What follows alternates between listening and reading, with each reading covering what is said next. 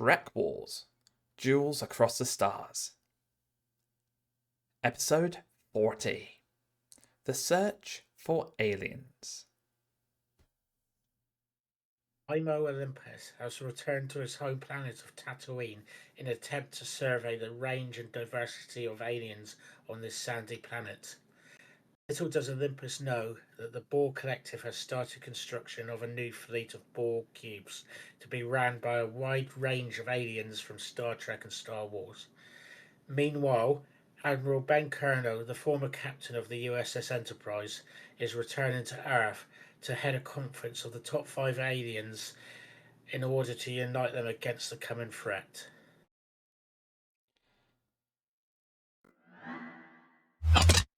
Hello! Welcome to episode 40 of Duels Across the Stars.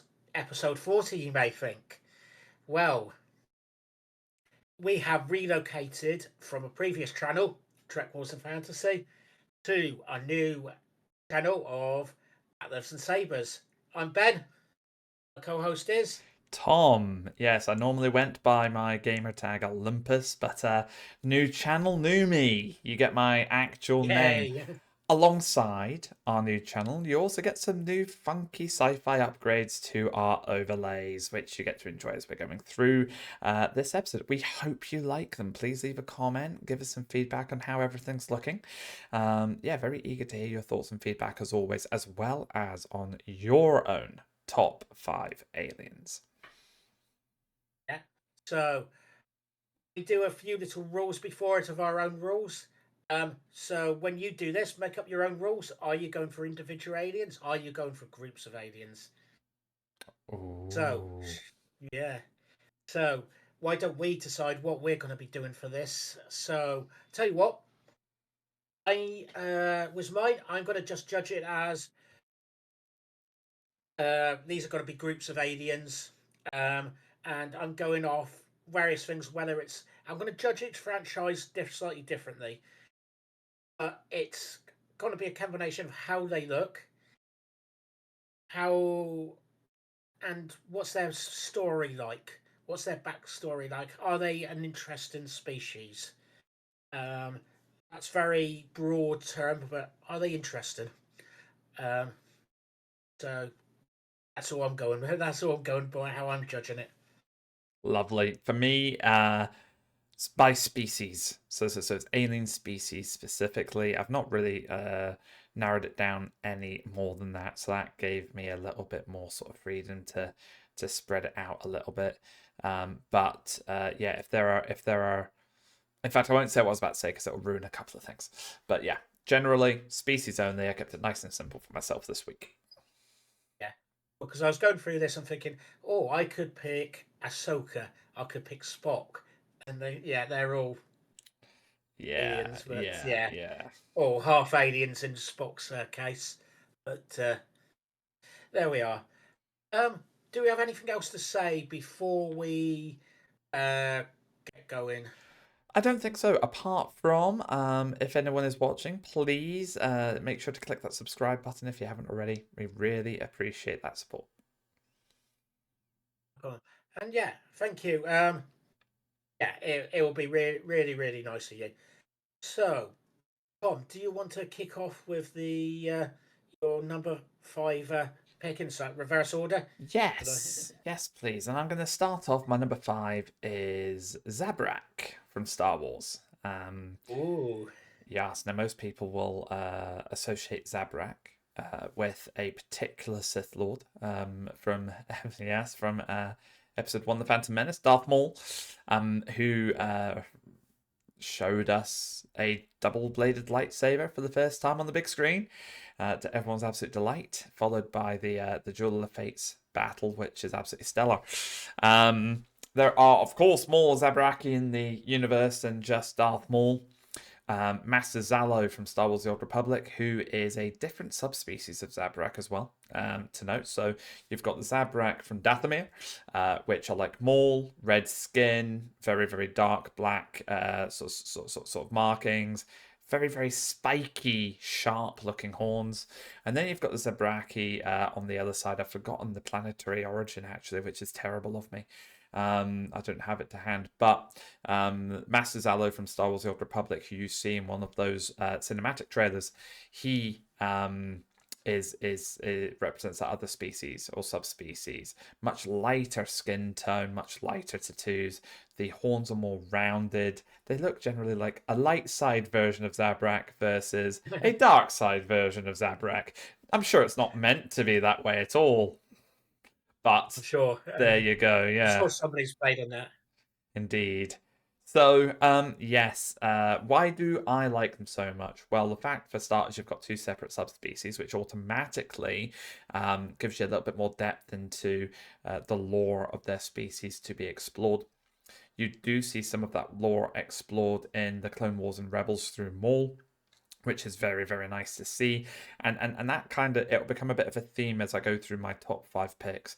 I'm picking species that we have been able to delve into and understand their background and their histories in a little bit more detail than some of the other species, perhaps.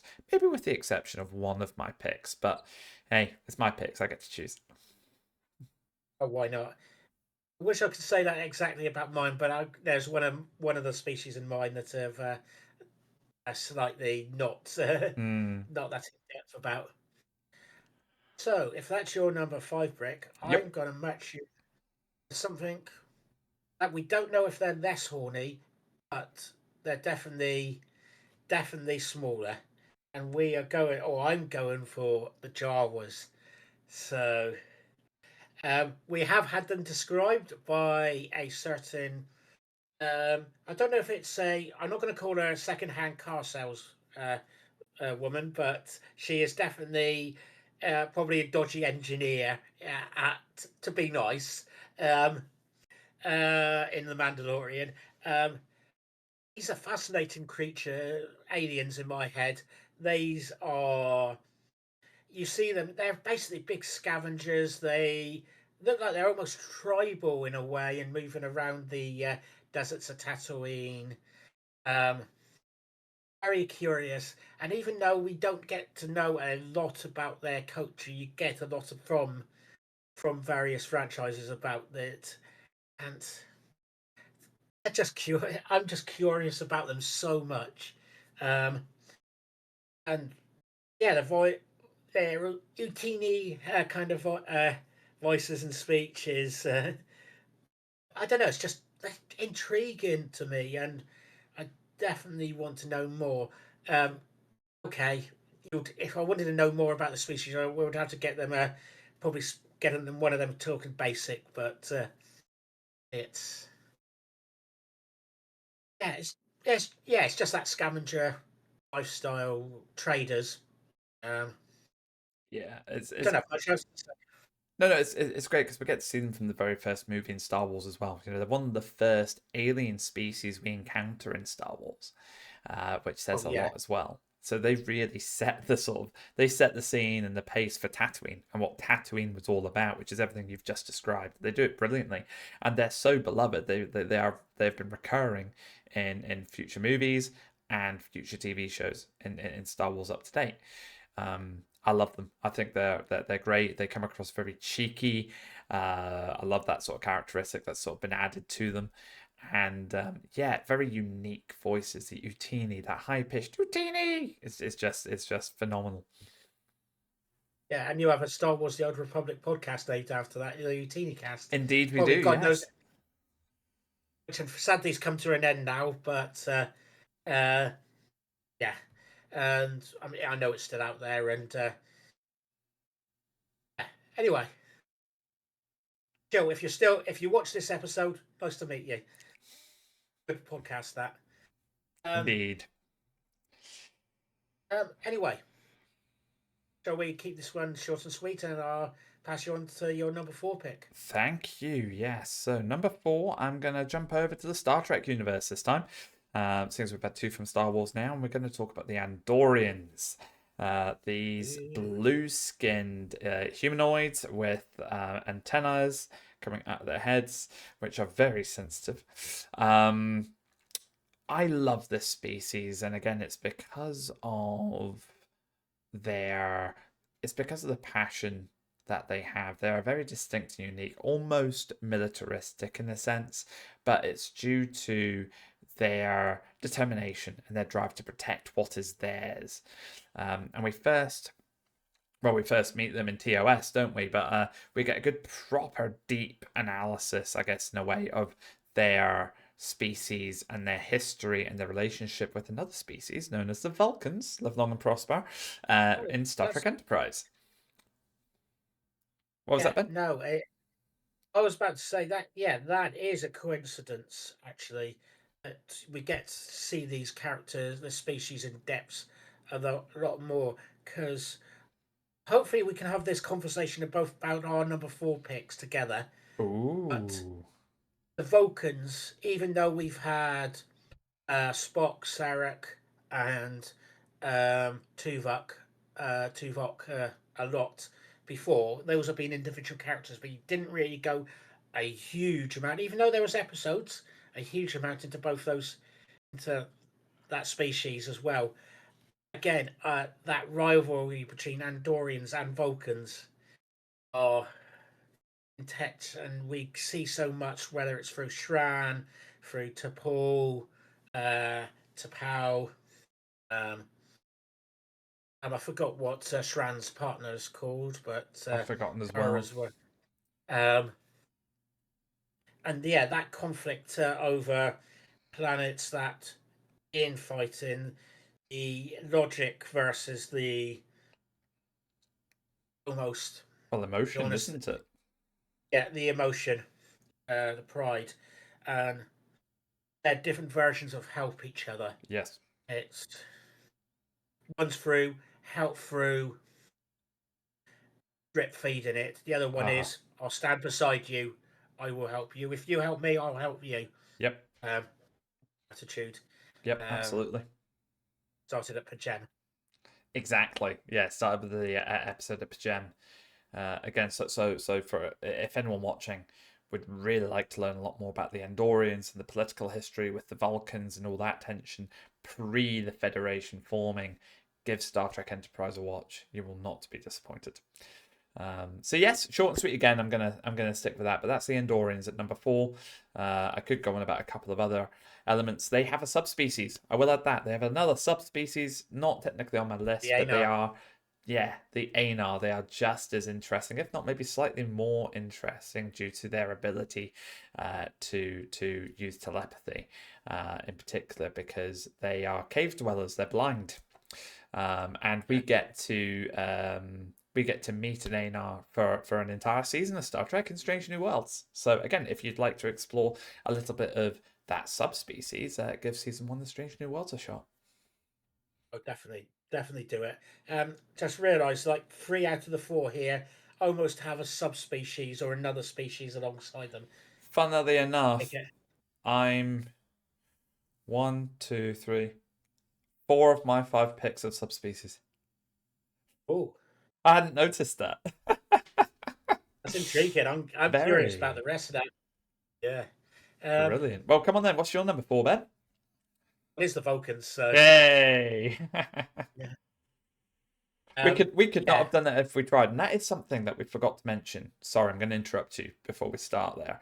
On Because ahead. we do like to mention this a lot, don't we? Before we kick off, is that we do not share our top 5 with each other ahead of recording. So I have Yeah. no idea what's in Ben's top 5. He has no idea what's in mine. We have, we can guess. We know each other well enough. We'll probably say, I bet I can guess 1 or 2 or 3 of what might be on Tom's list, or vice versa. But no, we don't actually know. No, definitely not. And yeah, I had changed that at the last minute because I did have Vulcans at number 5 and Jar was at number 4. And Oh, yeah, so you switch root we kind it. of switch around. Yeah.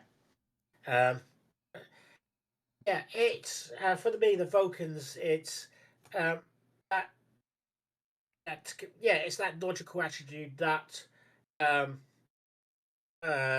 way of always sitting there and having a Mm-hmm. think about it and doing it in the way it's supposed to uh, be be straight thinking, um, doing what, in theory, doing what is right, um, attitude, um, and it does, and it helps that so many of the early characters, the main characters that have been Vulcan or half Vulcan, have been done so well.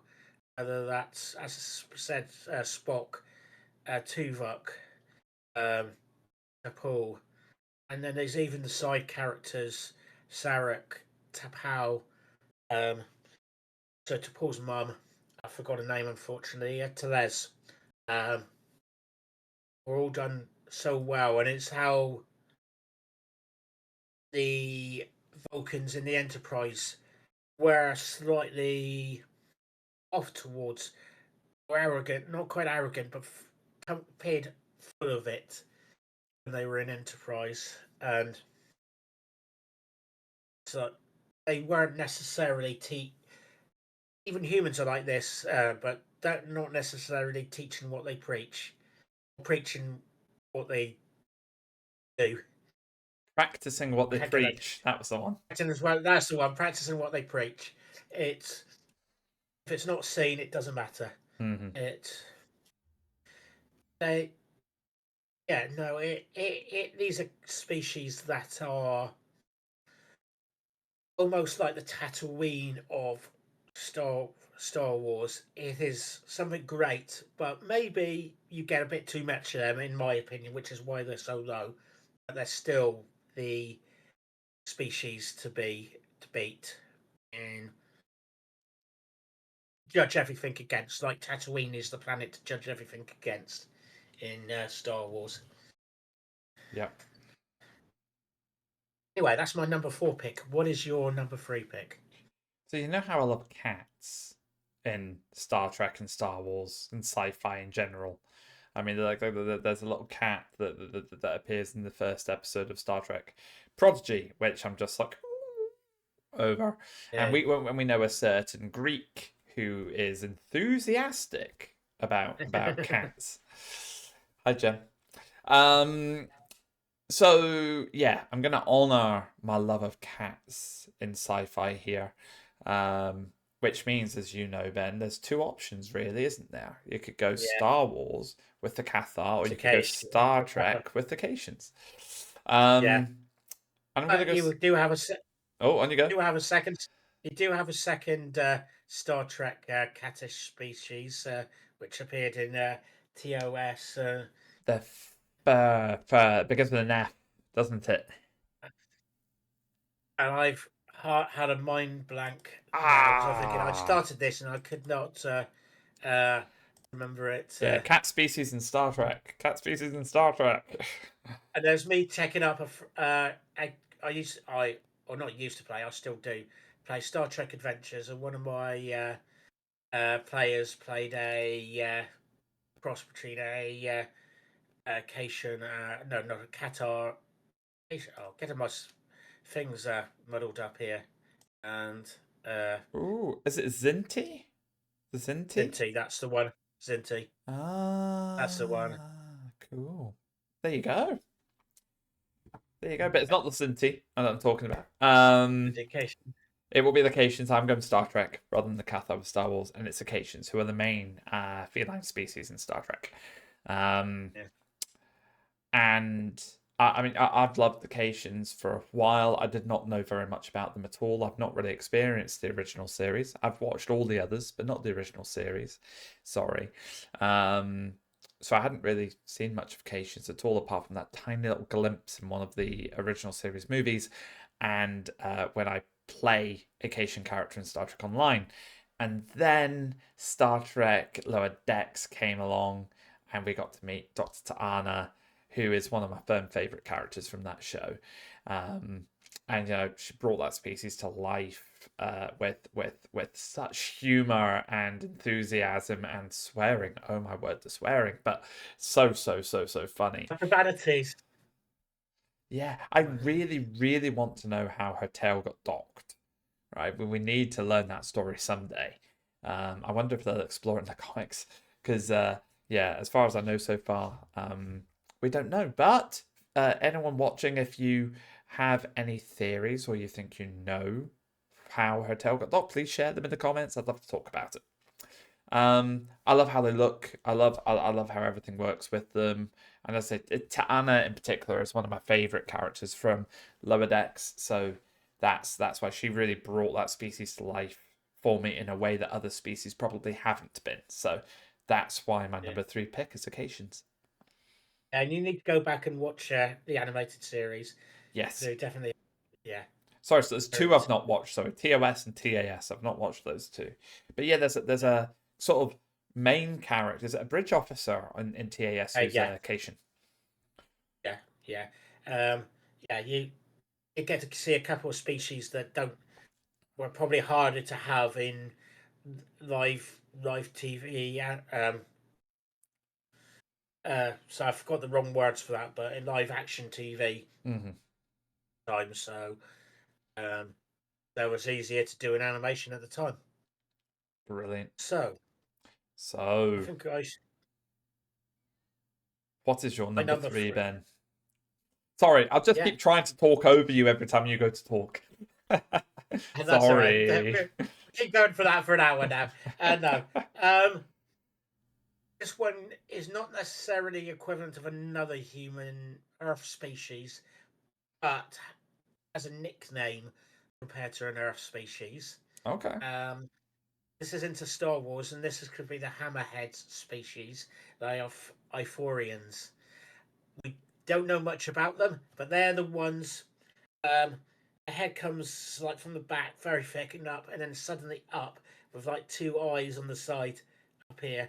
And their mouth is not right at the front; it's the side, two Yeah. sides there.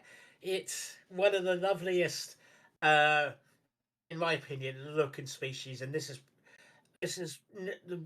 probably the one species I went completely off the look of. Um, we don't know much about them, but it looks good. I want to know more about the species. We get to see a bit of it in the Book of Boba Fett and a few other ones around here or there. Um, but oh my god, they look good, and I know I've got one. I earned one as a companion in Star Wars: The Old Republic. I know we mentioned that game a lot, but yeah, it's I managed to unlock one through. Oh, I forgot what the event. Oh, anyway, there was something you could unlock additional characters, and that was one of them. Glad I did. Um, honestly, I don't have much to say other. I want to see more. I Yeah. want to know. I know what you mean, though. I want to see more of them as well. We really have not seen enough, and they're such a unique design. It makes them very, very apparent and obvious. You know, there was no incognito with this species. Um, the mouths at the sides is just the Yeah, whole design of that species is very, very unique. I want to learn more about them too. yeah. And seeing Absolutely. more and seeing that mouth move in the Book of Boba Fett is really really good. Of course, because So we've probably not seen that before then, did we? I'd never noticed it before, but yeah, I think again, the Old Republic. I think we see it in the Old Republic with the one or yeah, two of them that we come across before the companion. But yeah, yeah. It's hard to really judge it in an animated form it compared to is. real life. It is. It is. Cool. Oh, Well, on to my number 2, which we've already talked about in this episode as well. So this is our first. This will be our first sort of duplicate, I guess, and that is the Vulcans. oh, okay. I wasn't thinking that one for the minute. Okay. Ooh. Uh, That's interesting. So yeah, I bet you have an idea for what my number 1 might be then, because you're expecting yes, something yeah, for my number 2. yeah. I was, I was definitely on that one. I'll leave it to, I'll guess just before we do number one and see if I. Perfect. Uh, That sounds good.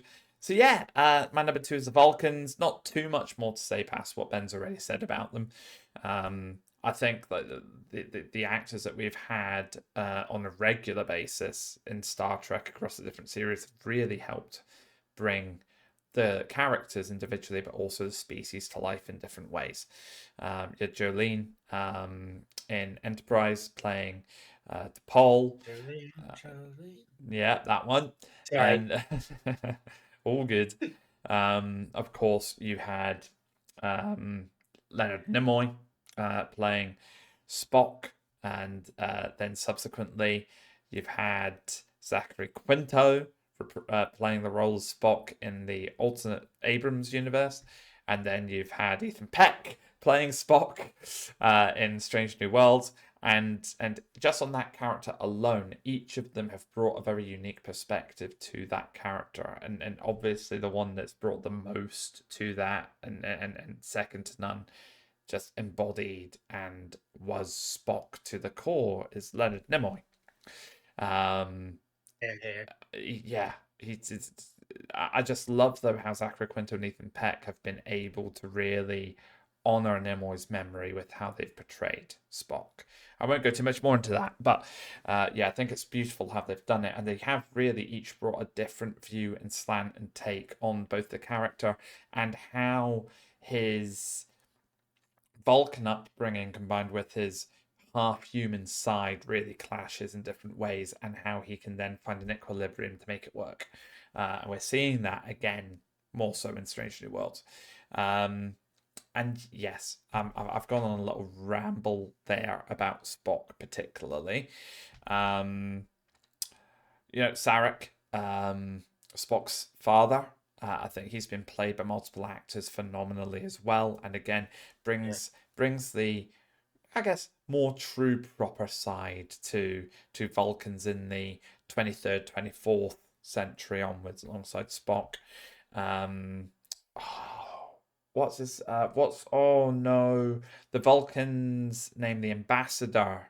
It's a T something maybe in Enterprise. Oh, Recurring guest star, Ambassador Saval.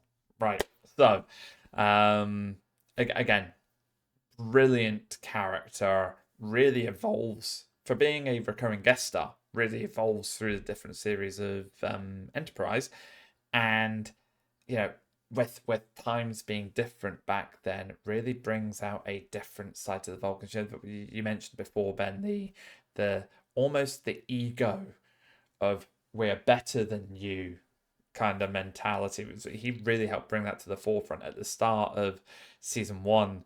This guy was a bit of a moopsy. You didn't really like him very much. By the time you get into season three, though, I have so much respect for him. He really develops and evolves, and again, really brings to life the Vulcan culture. So yes, I know Vulcan's firm favorite of most Star Trek fans, and one of mine too. So that's my number two. oh, I'm glad you pick it. Pick them.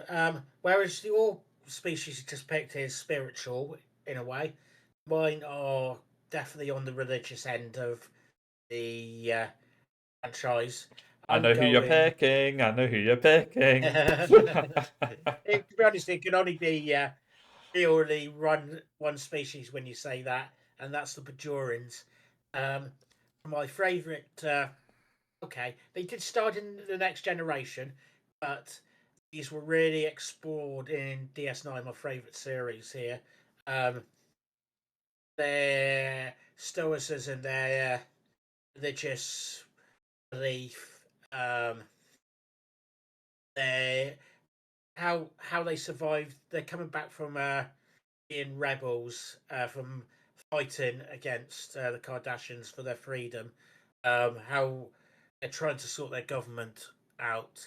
How they're trying to become a normal planet, a normal civilization.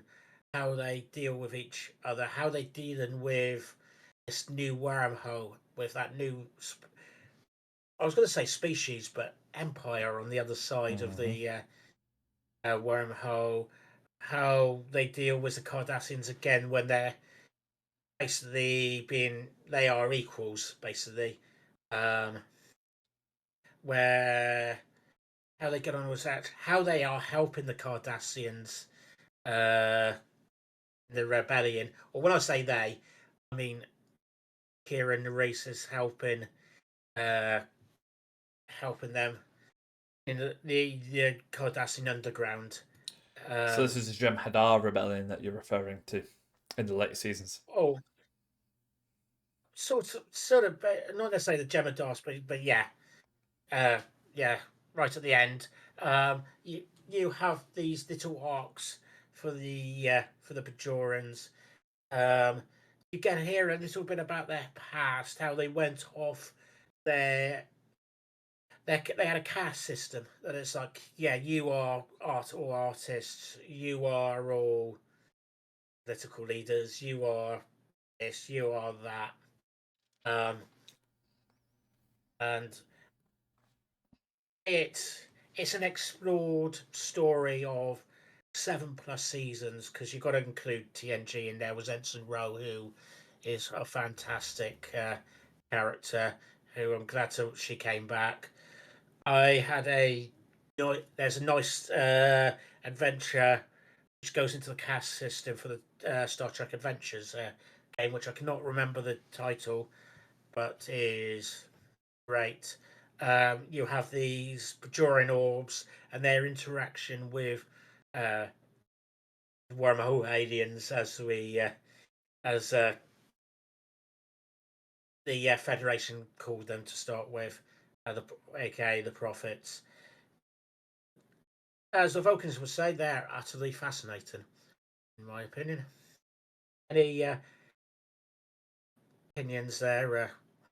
I couldn't put it better myself. Ensign Rowe is a particular fan favourite of mine, as is Kira Nerys. Two brilliant characters, very different types of Bajorans, both very, very devoted to very similar ideals, though. And Kira is a particular fan favourite of mine, as is Shax from Lower Decks. And to get the opportunity to see those two characters playing off each other in one of the later seasons of Lower Decks was very, very nice indeed. Even Vedic Win, who is a great performance and is a great character. Yeah. Uh, Evil is nobody's business, but in a brilliant way that she is being like it's almost acting normal. We all know it is. The main characters all know how bad she is. She must have such. You can see through the early episodes. She has something with the people.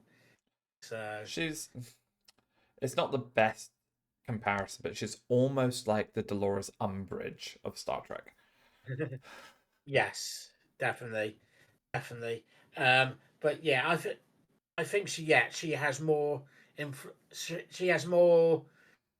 I think at least to start with, the people look up to her a little bit, or maybe because they don't know who she is, or she sees as this great character. This Mm, she is the priest. Let's use Christian titles for the minute. Just get she is the priest. She is that that figure that should be better than everybody else, yeah. but is not. So anyway, that's my number two pick, the Bajorans. Which takes us to number one. And Oh, you wanted to hazard a guess as to my favorite species today, and hmm. that's something I will caveat today because as with a lot of these top picks that I choose, it varies day to day. So this might Yeah. not be the same list as tomorrow, but for today, what do you think my number one Oh, is? well, I've got it begins with C. I've got Cathar. Interesting. My love of cat species and sci-fi. I see.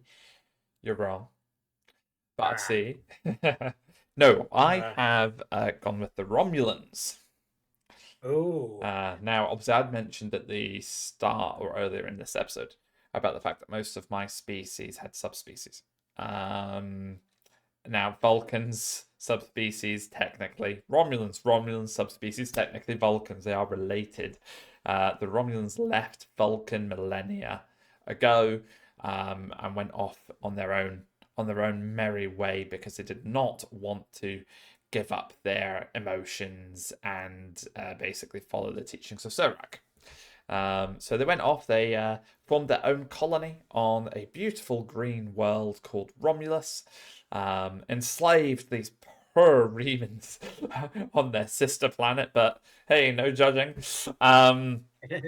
Yeah, no, so the Romulans being related to the Vulcans is very interesting because they are in some ways the antithesis of what the Vulcans represent. The Vulcans are stoic, thoughtful, logical, and they contain their emotions, and teach how to basically act without them. Don't let emotions taint or interfere with how you think, how you act, how you behave, what you do, etc. The Romulans are very passionate, very emotional species. In some ways, kind of similar to the Andorians, but with the sort of flip side that Romulans are quite xenophobic. They keep to themselves to the point that they have developed cloaking technology to hide their ships because they don't want to be seen. They don't want to interact with you. And if they are forced to, they will try to blow you out of the sky. They're a Yeah. dangerous, emotional species and very good spies due to their clandestine nature. And yet, we learn an awful lot more about the species as we go through the seasons as well. Star Trek Picard really fleshes them out a little bit more in season one, which is nice too. You sort of learn about their sort of public names and their private names.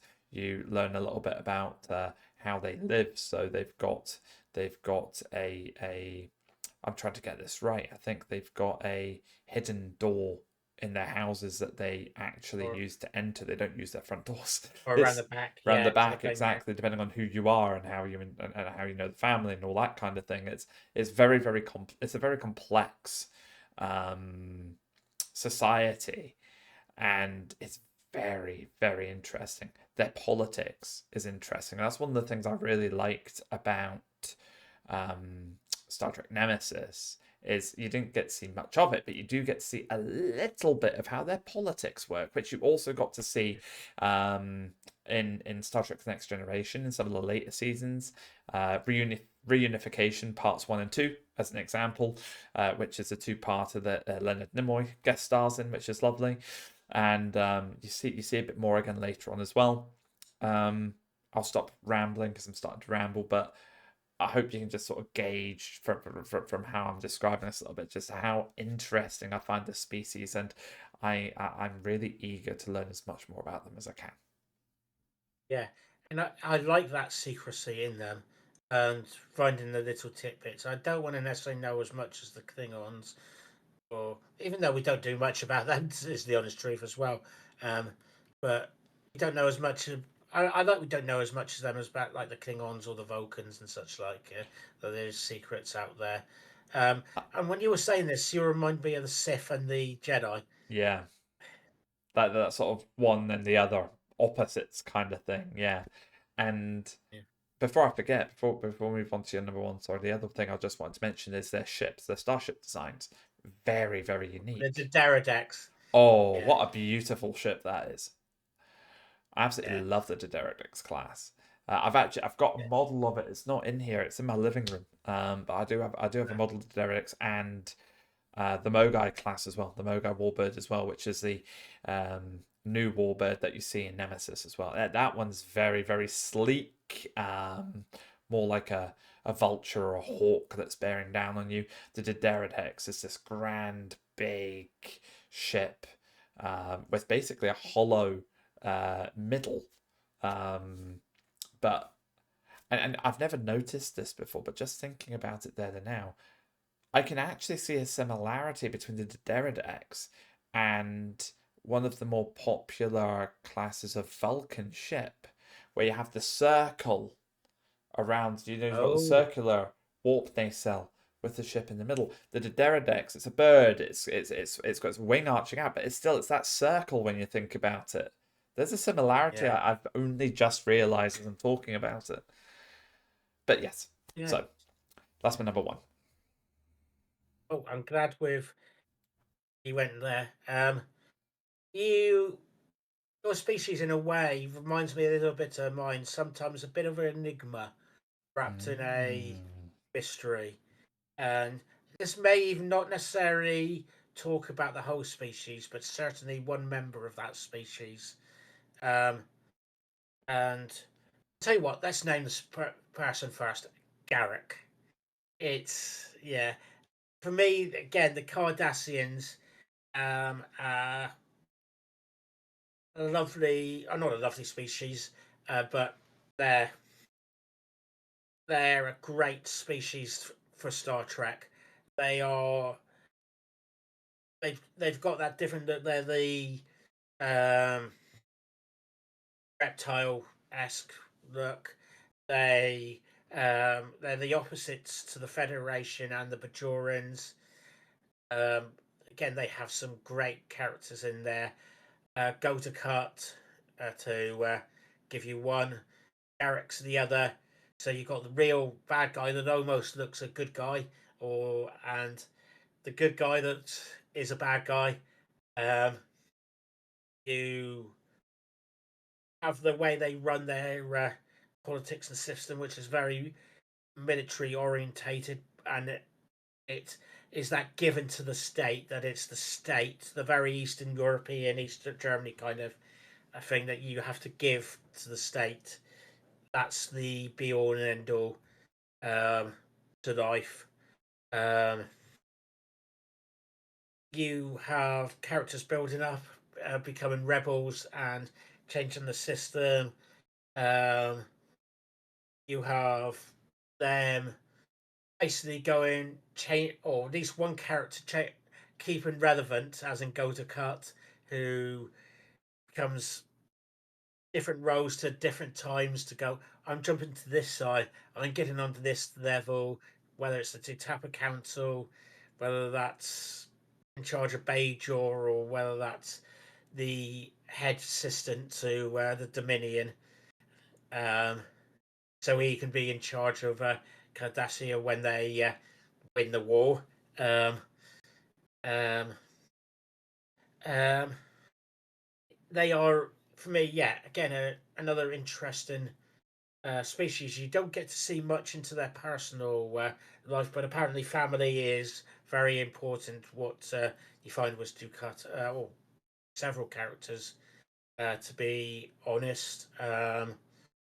And there's also that you. This is not a complete universal rule, but you have the women who are the like engineers and the scientists, and where they tend to be more orientated towards that because the men don't have a head for that kind of thing.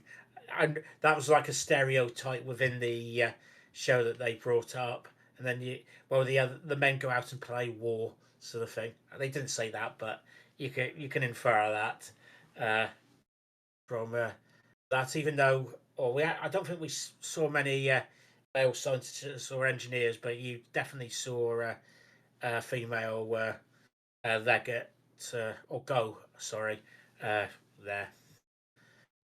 Do you have anything to add to the Cardassians?